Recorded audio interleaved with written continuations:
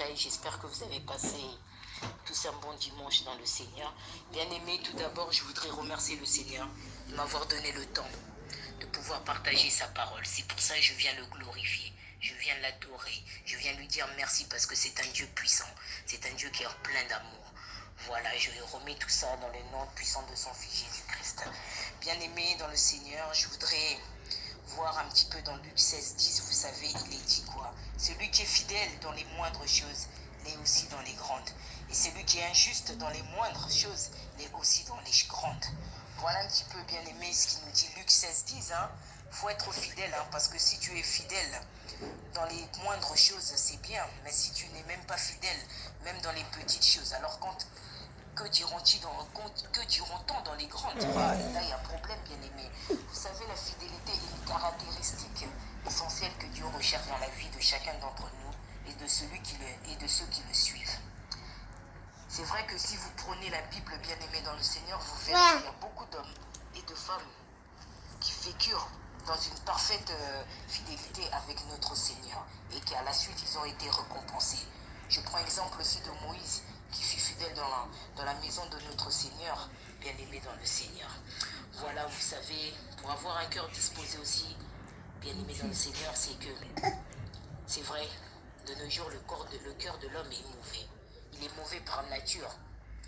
Et c'est pas bon parce que la première chose que le Seigneur exigera de nous, c'est d'avoir un cœur disposé, bien aimé, humble, aimer et obéir. C'est important d'être humble, d'aimer et d'obéir.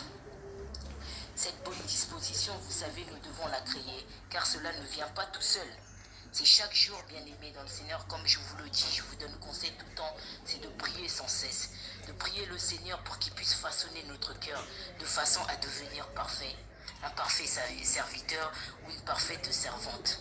Voilà, bien aimé dans le Seigneur, il faut accepter, quand nous acceptons plutôt de suivre le Seigneur, alors il faut changer.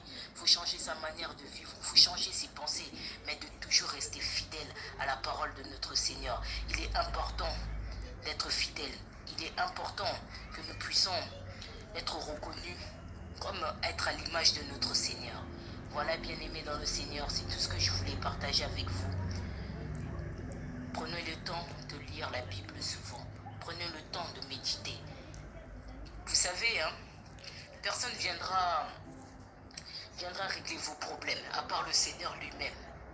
Mais pour qu'il puisse venir et vous aider dans vos difficultés, il faut que vous-même vous puissiez montrer la fidélité que vous avez envers lui. C'est vrai, vous savez, j'ai eu plein d'exemples aujourd'hui. Il y a plein de gens qui disent que oui, on prie, il ne répond pas. Mais bien aimé dans le Seigneur, comment tu le pries aussi? C'est ça aussi le problème. Tu pries comment le Seigneur pour dire qu'il ne répond pas?